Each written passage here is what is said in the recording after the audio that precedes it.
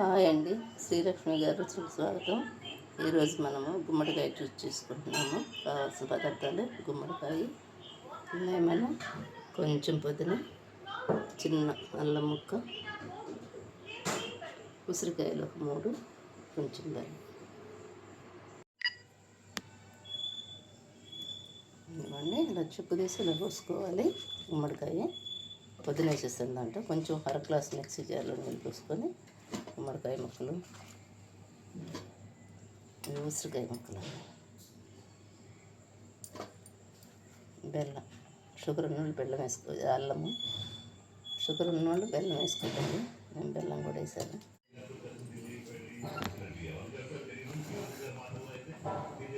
ఇదివ్వండి, mixie పెట్టాక ఇలా ఉంటుంది. ఇప్పుడు మనం ఒక క్లాత్ పెట్టి దాన్ని వడపోసుకోవాలి. కలిసిన క్లాత్ పెడితే సరిపోతుంది. దీంట్లోనే లెమన్ కూడా పిండి వేయాలండి, ఒక చెక్క.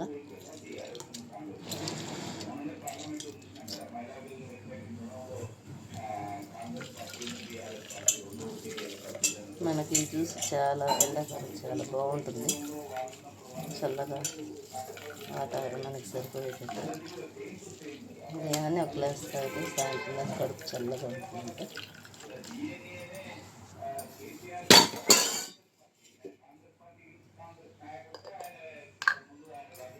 కొంచెం ఇంకా మిరియాలు,